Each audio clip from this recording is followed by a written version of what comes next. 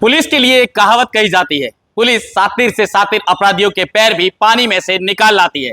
इस कहावत को यदि किसी पर सटीक बिठाना हो तो वो है मारवाड़ की पुलिस की साइक्लोन टीम और जोधपुर रेंज आईजी विकास कुमार। एक ऐसे अपराधी जो तपते रेगिस्तान में रहते थे और देश भर में उनका आतंक था।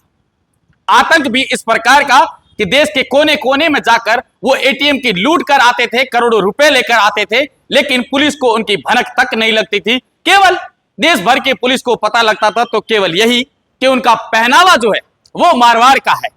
देश भर की टीम ने जोधपुर रेंज आईजी विकास कुमार से संपर्क किया और उन्हें कहा कि आपके यहाँ के कुछ लोग जो है वो देश के कोने कोने में जाते हैं और वहां से एटीएम जैसी लूट को, वारदात की अंजाम देने के बाद वो वापस अपने वहां लौट जाते हैं और पुलिस को उनके पैर तक नहीं मिल रहे। उसके बाद विकास कुमार के आदेश पर जोधपुर साइक्लोन टीम जो है वो एक्टिव होती है, अपना खुफिया तंत्र जो है उसे एक्टिव करती है। तो बता दूं कि पुलिस ने लगातार 3 दिन तक उस तपते रेगिस्तान में डेरा डाला। आखिरकार जब पुलिस को यह पता लग गया कि आखिर ये वही 2 लोग हैं जो अलग अलग जगह जाकर एटीएम लूट की वारदात को अंजाम देते हैं, तो पुलिस ने उन दोनों को गिरफ्तार किया और अब पूछताछ के लिए देश भर से अलग अलग पुलिस की टीमें जो है वो आ रही है। लेकिन सबसे बड़ी बात यह है कि उन लोगों ने इतनी लूटें की है कि उन्हें खुद भी पता नहीं कि उन्होंने किस राज्य में कितने एटीएम तोड़े हैं, क्योंकि बताया जा रहा है जो आंकड़ा है वो 100 से पार हो चुका है। क्योंकि करोड़ों रुपए की हर बार लूट करके वो वापस लौटते थे। वो अपनी 20 दिन की जब यात्रा तय करते थे तो उसमें करीब 7 से 8 एटीएम लूट करते थे। उनके लूट का तरीका जो मैं फिल्मी स्टाइल की बात कर रहा हूं, तो बता दूं कि वो यहां से निकलते थे और मेवात और राजस्थान की जो सीमा है वहां पर अपनी गैंग से मिलते थे। वहां दोनों गाड़ियों में 2 गाड़ियां जो है वो लेते थे, उसमें सवार होते थे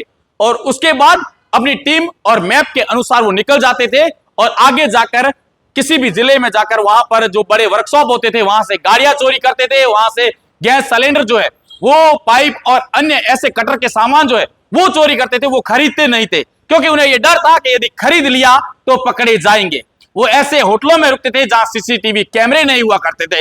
लेकिन उन्हें यह पता नहीं था कि पुलिस के लिए जो कहावत सटीक बनी है और वो सटीक कहावत जो है वो मारवाड़ पुलिस के लिए खास तौर से बनी है, क्योंकि जोधपुर की साइक्लोन टीम जो है वो अपराधियों के पैर जो है वो पानी में से भी निकाल लाती है। लेकिन इन अपराधियों के पैर जो है वो रेतीले धोरों में से निकले हैं, क्योंकि वो फलौदी के रेतीले धोरों में जाते थे दोपहर के समय और वहां जाकर अपनी टीम से बात करते थे और अपना दिन और अपना जो स्थान होता था वो तय करते थे और उसके बाद वो उस लूट के लिए निकल जाते थे। लेकिन जब से जोधपुर पुलिस ने इन दोनों अपराधियों को पकड़ा है उसके बाद से ही लगातार उन सब अपराधियों में ये भय का माहौल बैठ गया है कि अब पुलिस का पंजा जो है वो हमारे गिरिबान से दूर नहीं है। वो भी क्यों ना, क्योंकि ऐसे कई लोग हैं जो इनकी गैंग में शामिल थे।